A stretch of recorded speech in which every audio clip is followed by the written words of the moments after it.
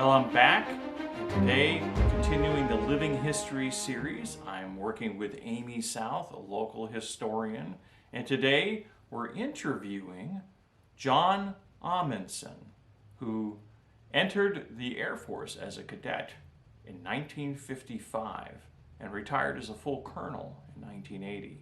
He's in the Michigan Aviation Hall of Fame, and he was a former U-2 pilot. So come along and join me. This is going to be an interesting one. And introduce yourself as... All right, my name is Amy South.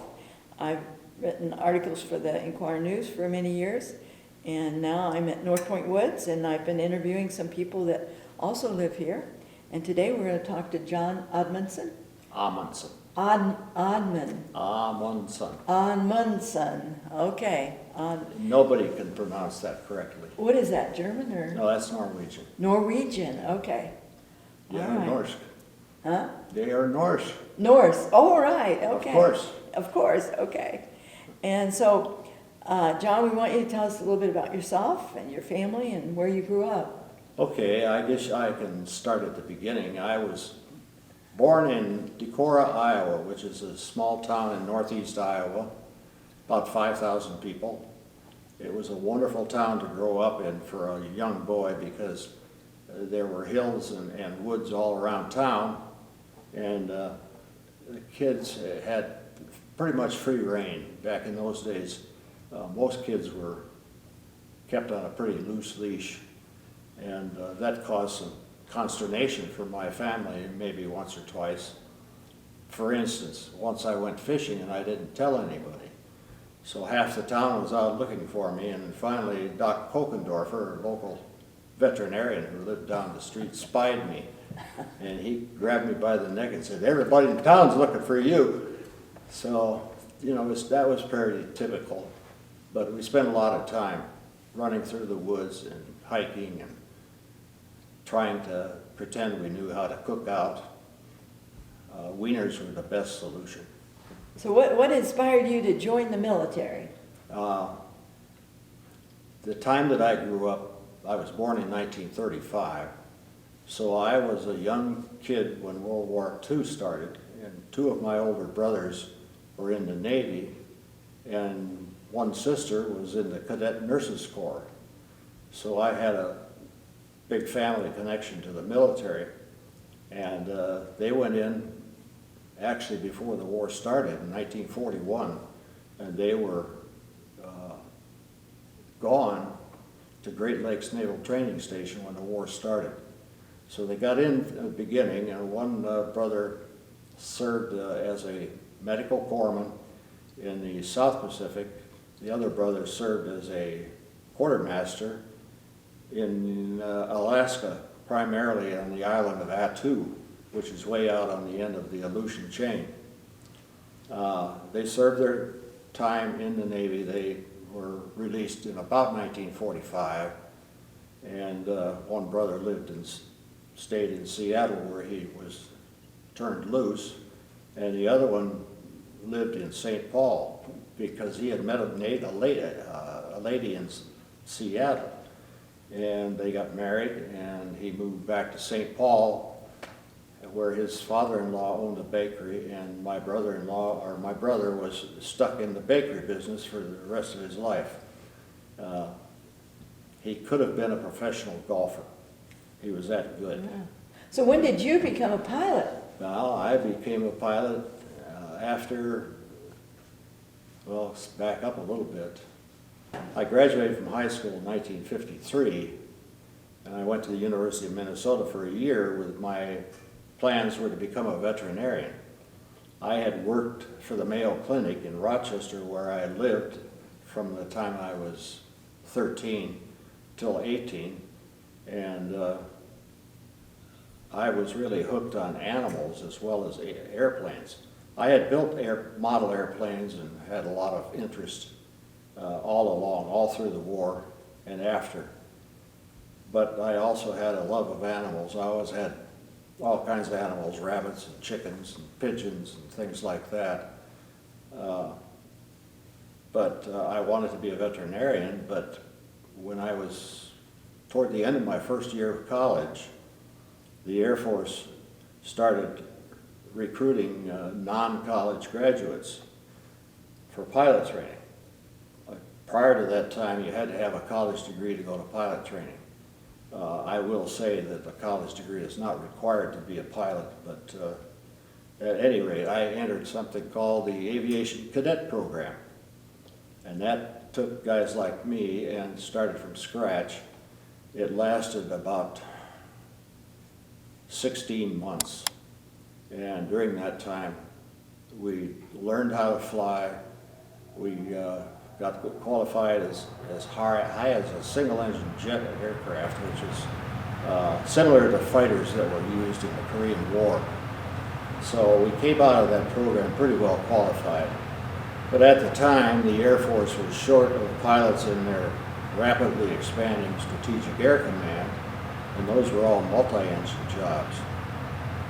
So that sealed my fate for the immediate future there.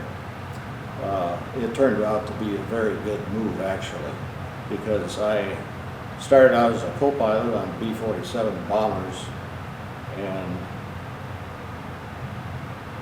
at the end of about more like 5 years, I qualified to be a crew commander.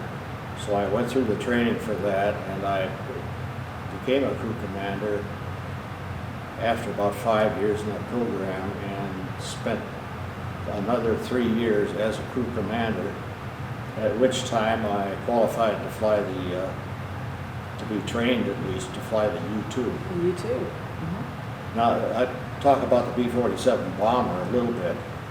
That was a 6-engine bomber. It carried up to 4 nuclear weapons, and we sat on alert. That is, we sat fully loaded with fuel, with the jet-assisted takeoff system, and at times 4 nuclear weapons. Yes. And as a part of that, in October 1962, you recall, it was the Cuban Missile Crisis. Yeah.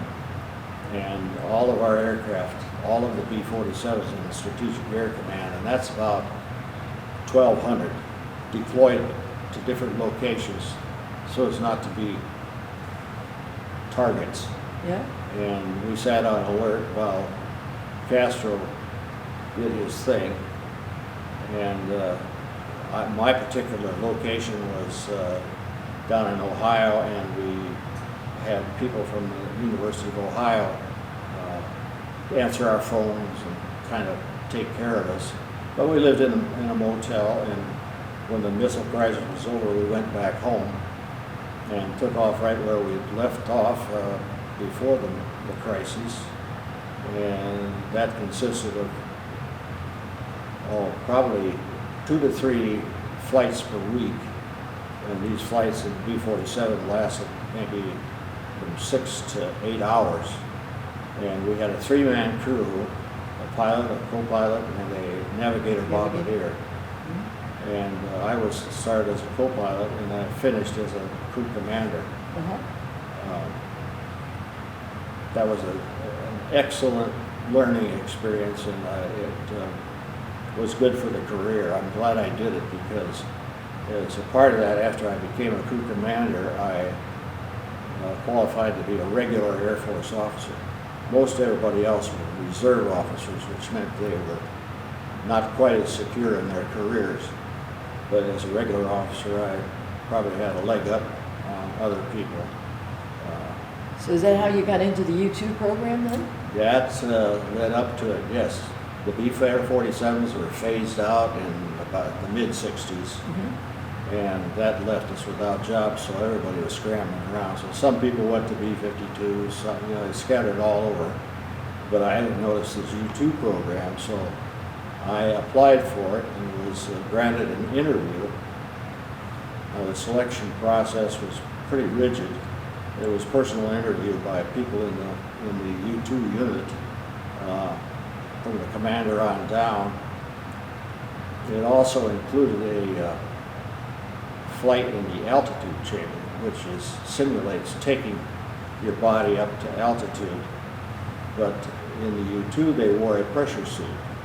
So we went to an altitude chamber and put on a pressure suit and went up to about 70,000 feet.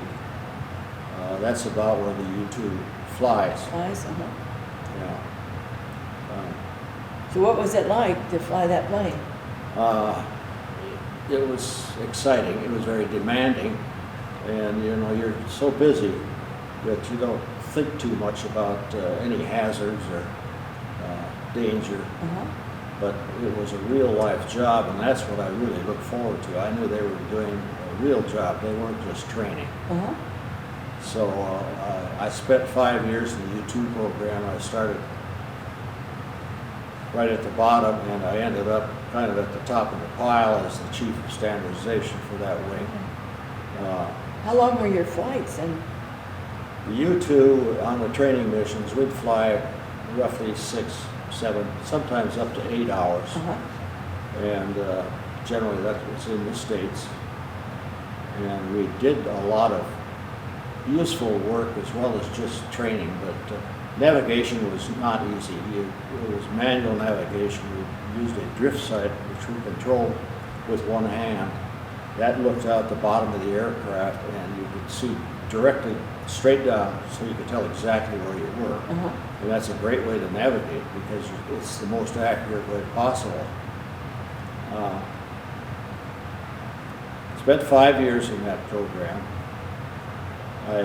During that time, I flew missions out of Cuba. I'm sorry, out of Florida, scratch Cuba. oh, But it was very obvious that we were overflying Cuba and gathering intelligence. And we did that after the Cuban crisis for several years. But I also went to Vietnam 4 times for 2 or 3 months at a time. And we flew reconnaissance missions over there, mostly photographic, but at the same time that we were taking photos, which it's kind of hard to describe, but we had the ability with the cameras we had to look side to side from horizon to horizon. And we carried, I'm trying to recall how much film, but it was about 8 hours of film, which was pretty lengthy. was that all automatic then? You didn't have to? No. No? The navigation was manual, so we guided the airplane and determined where the photos were taken. Really? It was all planned ahead of time, and we just went out I see. and followed the flight plan. It was interesting flying in Vietnam because the weather over there is rather difficult. Almost daily you have thunderstorms, and in the U-2, which is a very weak airframe, we didn't dare get too close. In fact, on my first trip over there, one of my comrades, another fellow pilot, crashed because he flew into the top of a thunderstorm, and the turbulence tore his airplane up. The U-2 will not take much turbulence. The airplanes we were flying in those days will only withstand about 3 positive Gs, which is not very much. And negative Gs, maybe half a G. So it's very fragile. And you had to be very careful flying it. Yeah, what was that like, being in the suit and all that time? And Well, I'd say that it was demanding. You had to be on top of things. But I wouldn't say it was difficult. It was just, it took some attention and a lot of initial training to get to do it. Yeah, and at least one time you froze your feet, right? I did. I was returning to home base from someplace, which I won't reveal. Okay. Anyway, I was at about 65,000 feet. And the outside air temperature at the altitudes we flew was minus 55 centigrade. That's pretty cold. Yeah, I would say so. But I lost my cabin heat. It failed. Well, I was out over the middle of the Gulf of Mexico at that time, and I didn't have any place to go. So I just continued toward home base, and I never told anybody after I landed that I had froze my feet. You It didn't, just caught up with me many years later. since you've been here, right? You've had, No, well, no, before that, but, Quite a few years, yeah. yeah. So as a result of that, I only have the two big toes on my feet, and all the rest of it had to be, Our God, uh, kind of hard to walk. as they say in the medical circles, enucleated. A That means nuclear, they chopped them off. a nuclear. So my nickname is Johnny Two Toes. Oh,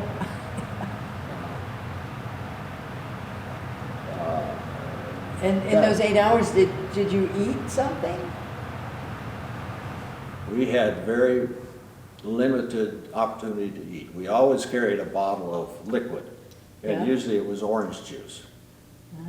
But some of us carried two. I had to have two because I can't sit for 8 hours without liquids. Uh-huh. And But you probably We- couldn't eat we a big did- meal before you got in No. that suit. we always ate steak and eggs only Did you? before Really? mission. Uh-huh, And that's to keep from generating a whole lot of waste, uh-huh, because you can't go to the bathroom at that altitude. There's no way. uh-huh. And some guys paid the price. They had chili for supper the night before. Oh, That's not good. Later on, they developed some, and this came out of the space program, they developed food in a tube. Uh-huh. It looked like a big toothpaste tube, yeah, but we had a little port in the front of our pressure Uh-huh. suit that we could stick this thing in and have, Uh-huh. have our meal. And they're still using that system. but at first they didn't expect you to eat anything, huh? Yeah, right. Is that right? Yeah. Yeah. And can you But- tell us some of the experiences on the mission? You mean, On your missions? incidents Well, or perhaps? dangerous situations? Quite frankly, I did not have much of that, No? no. A lot of that, when you hear about aircraft accidents, Uh-huh, look first to see who the pilot was oh, and how well he was trained and how well he was passing his check rides Yeah. and a whole lot of things. But most aircraft accidents can some way be blamed on the pilot. well, the pilot. Did you, know Gary Powers or, Yes, I knew him, but I knew him after he came back, oh, did you? and he was working for Lockheed Aircraft at the time, Uh-huh, and he did all of their U-2 test flights. We did not do a lot of maintenance in our unit. uh-huh, We sent the airplanes back to Lockheed, and that was located in Palmdale, California. mm-hmm, So I met Gary at Palmdale and then a couple times afterwards. He's a nice guy, but he made the mistake of not having enough gas on board for oh, the duration of his flight. uh-huh. And So you he had to learn. crash landed out in California while flying traffic patrol in a helicopter. Oh, really? I assume for a TV station. Uh-huh, Yeah. That's quite a story. I mean, there are books about and it's called the U-2 incident. uh-huh, It's, he was actually shot down. That's no way but to yeah, get around that. But U-2s had been used in overflights of Russia for about close to 10 years. And of course, he was the end of it, and that was in 1960, May 1st. that was the end of it? That's when he was shot down. Now, he spent quite a long time in a Russian prison, but he was eventually released, Uh-huh, exchanged for, I think, Rudolf Abel, who was a Russian spy. yeah, But Gary, he came back home. I don't think he had a wife anymore, but uh-huh, he made it back home. yeah. And you made it back home? I made it back. I made 4 trips to Vietnam, and I had 3 or 4 sessions down in Florida or Louisiana, where our target was obviously to the south. Uh-huh, That's what we were to the after. south? Yeah, because Castro never cut his ties with the Soviet Union. So we always had to keep watch and see that he didn't build up missile sites Oh, yeah. or too much air power that he could attack the U.S. And that was a successful program. He never did anything. And you flew over Russia? No, I never. Oh, you never did? No, Gary Powers was the very last. I see. That was May the 1st, 1960. 60. Yeah, Yeah. what presidents did you serve under? Eisenhower, the most. And Eisenhower's the one who was in charge when Powers was doing his overflights. Those flights were flown by the CIA. That was not an Air Force operation. Oh, But eventually, the CIA dropped the program and the Air Force continued. There was always a need, there still is a need for overhead reconnaissance, both electronic and photographic. So the U-2 is alive and well and is now in about its 5th version. And the current airplane is, I have also flown it in it when it was first came off the production line. It's much bigger than the early airplanes. was it? It's 101 feet versus 80 feet. And what was yours? The early airplanes were 80 feet. Oh. That's wingspan. And now the current airplane, which I started flying in 1970, is 100 plus. Yeah. It's a fine airplane, but it has some very nasty characteristics if you don't treat it right. When you're at altitude, say at 70,000 feet, you're in a region where you're just above a stall and just below a high-speed buffet, either one of which will tear a U-2 to pieces. Now, these later models that they're flying now are a little stronger. They can take a little more, but the early models would just break up. Yeah. They could get into turbulence and by. Did you see a lot of that? Yes, we had a high loss rate. Did you really?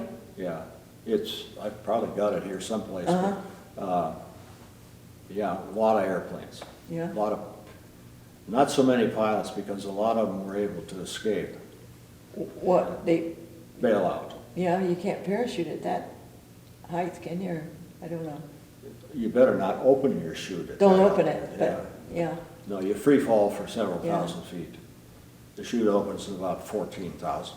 I see. Bailouts are actually pretty rare.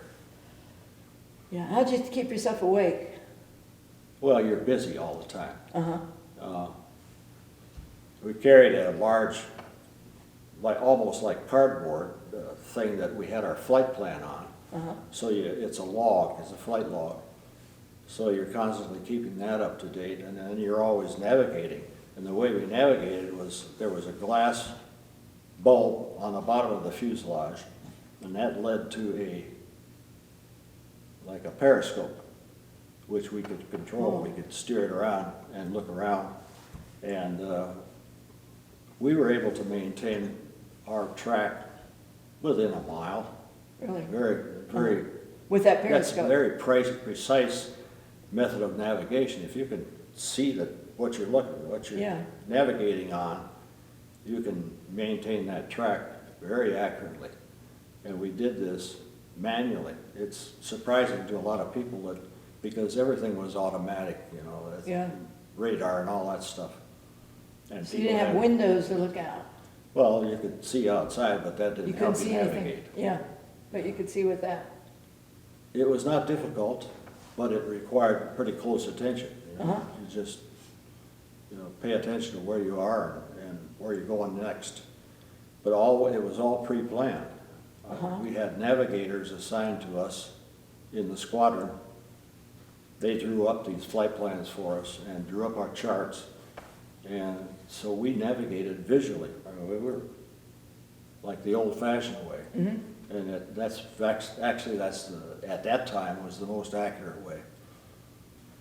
So let's see, what presidents did you serve under then? Well, I'm not a historian. Oh, okay. But I can tell you it was Eisenhower. Yeah, you started with, Yeah. yeah, And he was the president at the time that Powers was flying. Okay, Now, all the early flights were, of course, CIA, if you didn't Uh-huh. know that. no, The CIA ran the program up until probably no, it was just after 1960, early 60s. And then the Air Force took over the whole thing, and which they are still doing this today. There are about 30 or 40 U-2s still flying. is that And right? that's a small inventory compared to other airplanes, but they operate all over the world. They have fairly permanent locations in I think Saudi Arabia, and also in Korea, maybe Turkey, maybe the Greek islands, in that part of the world, but they're capable of going anywhere. Uh-huh. There are so-called auxiliary bases scattered all over. It's like Budo, Norway, you know, that's pretty far away. That was Gary Powers' destination. Was it? Way down in Turkey Is that right? Yeah. to way up in Norway. Oh, yeah. So where were you stationed then when you, My home base was in Tucson, Arizona. is that where your family was then? Yeah, Davis-Monthan Air Force Base in Tucson, Oh, and I was there 5 years, uh-huh, 1965 to 70. And after that, the Air Force selected me for graduate school. Along the way, when I was flying B-47s, I got a 6 months leave of absence to pick up my bachelor's degree. Oh. I had been going to night school and taking correspondence Uh-huh. courses and all this all through my early years. Because I was sitting on alert a lot of the time, I had time to study oh, and go to class.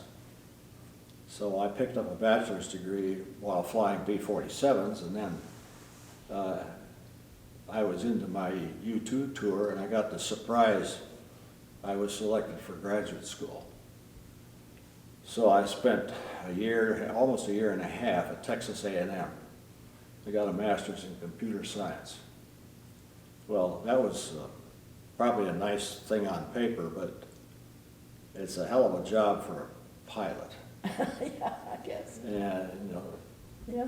but I was assigned after that to Strategic Air Command Headquarters Yeah. in Omaha, and I spent about 6 years there. Oh, I see. How'd you get back to Battle Creek then? Well, after spending that time in Omaha in the data processing business, I went to another school, selected. I was on my way up. Yeah? Anyway, I was assigned to the Industrial College of the Armed Forces. Yeah, That's at Fort McNair in Washington. uh-huh, And that's a school that's for promising officers. mm-hmm, That's a nice way. yeah, If you show potential for further responsibility, maybe leadership positions, you go to a senior service school. There are 5 of those. The Industrial College was one of them. It was a little different from the Army, Navy, and other Air Force senior schools, but people who graduate from there generally are colonels when they graduate. and you became a, I became the deputy commander of the Defense Logistics Services Center, oh, really? Yeah, right here in Battle Creek. in Battle Creek. Yeah, Okay, that was at the, like the Federal Center, right? yeah, the Federal Center. Uh-huh. So that's how you, Most people in Battle Creek don't realize what they have there. I know. At that time, it was the largest data processing facility in the Yeah. DOD, Yeah, and it processes all of the supply items in the military, and Yeah. that's thousands and thousands, yeah, except for some items like tanks and airplanes, you know, big Yeah. stuff. But all the small stuff, nuts and bolts and It's things right there, like yeah. that, they catalog it. uh-huh, So that's quite an operation over there. And so that's why you came to, That's what I came for. okay, But after 3 years, or close to after 3 years, I learned that the GI Bill was going to be terminated. Well, I wanted to get some more pilot ratings and get out of the Air Force and get a civilian job. So I retired in the summer of 1980. And I from went the military? From the military. Uh-huh. But I went to some additional training up in Grand Rapids and got additional pilot ratings, like an airline transport rating and Oh, multi-engine, uh-huh, 3 more ratings. So I had just about every rating you can get that you need for employment. And as soon as I finished that training, I got a job immediately over in Kalamazoo. at Stryker, is that what you? No, that Oh. was with a company called Bartelt Aviation. Uh-huh, And actually, I was their only really working pilot, but I did all of their charter work, and I also ran the flight school and did some instructing. And I worked for Bartelt for about 2 years or so. Then I went to work for Cal Aero, which is a pretty well-known name around this area. And doing the same kind of work, except that I was brought there specifically to be the pilot for Stryker Corporation. uh-huh, So Stryker bought an airplane and I was the guy to fly it. So I did that for Stryker for a while. And then, not for Stryker, for the First of America Bank. oh, First that, but Stryker hired me away. oh, So I flew for Stryker about a year and I had a heart and a attack. heart attack, huh? So that grounded me for 6 months. And I went right back and worked part-time for Stryker. Mm-hmm. And that was probably the last of my commercial flying. Was it? Yeah. But I didn't stop flying. And I'd always owned an airplane, so I always had something to fly. Uh-huh. So when was the last time you flew? Oh, it's been 5 or 6 years Is it? ago, Uh-huh. yeah. Yeah. Well, actually, the last time I flew was a week ago last Saturday. Really? With my son-in-law. Did he let you fly? Yeah, well, yeah. Yeah, He respects my background. uh-huh, He has an airplane that we used to own together. oh, Yeah. uh-huh, But we went down to Coldwater and then we went up to Marshall and we got some gas, came back. uh-huh. Because I hadn't been in an airplane for quite a while, so I really enjoyed it. So how did your family respond to your being I on had a wonderful wife. Mm-hmm, Being a service wife is tough, and they're subject to a lot of moves, but more than that, I was gone, maybe 6 months out of the year. I bet you were, yeah. So we had 5 kids, Uh-huh. so she had the job of taking care of the kids, but. She worked as a nurse as well? Well, no, she went to school at the University of Arizona Uh-huh, and got a bachelor's degree in nursing, uh-huh, and then started working. oh, So she wasn't a nurse when I married her. oh, She did all that, yeah, mostly while I was Yeah. bouncing around the world. yeah. Maybe I can credit her with my success. Oh, I don't, yeah. I don't know that she'd say that. Oh. You can interview her. Yeah, right, yeah. Well, I was just thinking about how we met through band, playing in band, Yeah, and you played in the that's band. right, yeah. And I hadn't played in a band for a long time, Uh-huh, since high school, actually. Well, actually, when I first went into aviation cadets, they had a drum corps. uh-huh, Well, I had played the bugle as a kid back in Iowa. yeah, 10 years old, I was playing the bugle. And playing the bugle is not difficult because You don't read have the to- notes, You you don't just have to. have to- There's only 4 notes, Yeah. basically. So I had that background and I played tuba all through high school. uh-huh, So I did have some music background, but the drum corps was perfect for me because it got me out of all kinds of crummy details. You know, I didn't have to march with everybody else to the mess hall. I strangled along by myself because I stayed behind and played the ceremonial bugle calls. You know, wake up, go to bed, Yeah. dinner time, all kinds of bugle calls.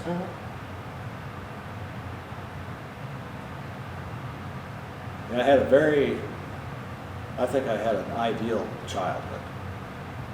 I mean, Yeah. It was just small town, USA.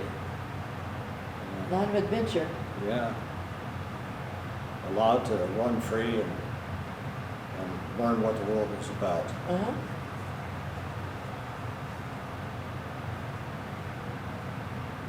Do you have any more questions? Well, believe it or not, I do enjoy yakking about this stuff. I think you do. Well, good. Well, good. So, all right. Well, I hope you enjoyed this interview. I found it incredibly fascinating just to listen to this gentleman, and what a remarkable career. So thank you for your service, and thank you, John, for taking time to join us in today's interview. If you liked today's video, please take a minute to hit the like button down there, subscribe to the channel, and share the video with others so other people can hear this wonderful history. And if you like to listen to podcasts, check out my podcast, Tales of Southwest Michigan's Past. And until next time, thank you for watching.